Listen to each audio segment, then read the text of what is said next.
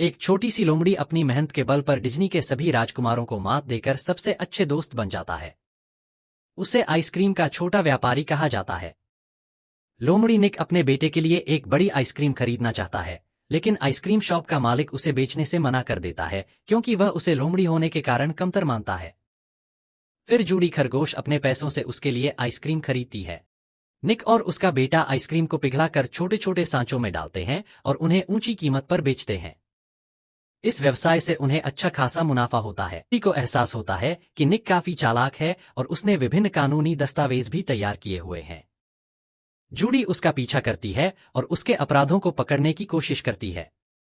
एक दिन जूडी काफी निराश होती है क्योंकि उसे केवल छोटे छोटे टिकट देने का काम सौंपा गया है, जबकि वह बड़े बड़े सपने देखती थी। वह थककर घर लौटती है और माइक्रोवेव में अपना खाना गर्म करती है। उसके माता पिता उसकी मेहनत की कद्र नहीं करते, जिससे वह और उदास हो जाती है। आखिरकार जूडी अपने सपने को पूरा करते हुए शहर की पहली खरगोश पुलिस अफसर बन जाती है।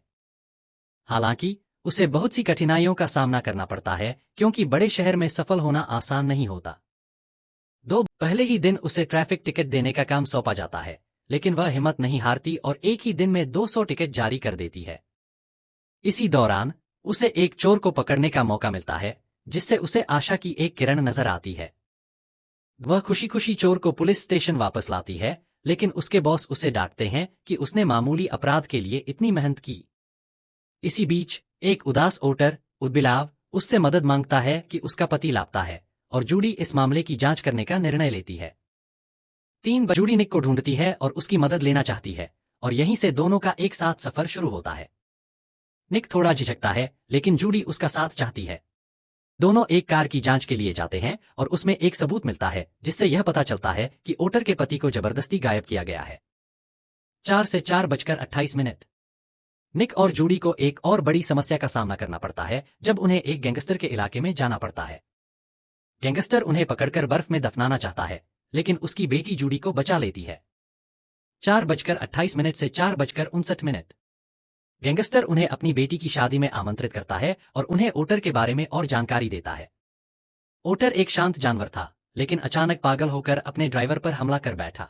वे दोनों ओटर के ड्राइवर को ढूंढने के लिए बारिश वाले जंगल के इलाके में जाते हैं। वहां पहुंचने पर ड्राइवर उन पर हमला कर देता है। भागते हुए जूडी अपने हेडक्वार्टर को फोन करती है और निक जूडी को बचाने की कोशिश करता है। जूडी के बॉस उन्हें 48 घंटों में केस हल करने का मौका देते हैं। निक उसके साथ रहने का निर्णय लेता है और दोनों मिलकर जांच जारी रखते हैं। इस दौरान निक अपनी जिंदगी की एक दुखद याद शेयर करता है, जब बचपन में एक घटना के कारण उसका आत्मविश्वास टूट गया था। निक को खरगोश के साथ दोस्ती में मजा आने लगता है। जब वे अपने छानबीन के दौरान सरकारी दफ्तर जाते हैं, तो एक सिक्योरिटी गार्ड उन्हें पकड़ लेता है। जूडी भेड़िए की आवाज निकालती है, जिससे उन्हें अंदर घुसने का मौका मिल जाता है।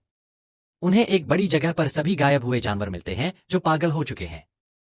वे सब कुछ रिकॉर्ड कर लेते हैं और केस के समाधान की ओर बढ़ते हैं। जूडी अपने हेडक्वार्टर को सब कुछ रिपोर्ट कर देती है और इसके बाद शहर में शांति लौट आती है। निक और जूडी अपनी दोस्ती को मजबूत करते हैं।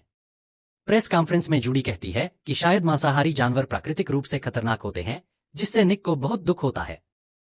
निक को यह महसूस होता है कि जूडी उस पर शक करती है और वह नाराज होकर उसे छोड़कर चला जाता है। जूडी अपने इस गलती पर पछताती है कि उसने निक को तकलीफ दी।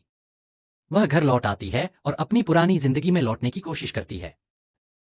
जब वे दोनों फिर से मिलते हैं, तो जूडी निक से माफी मांगती है और अपनी गलती स्वीकार करती है।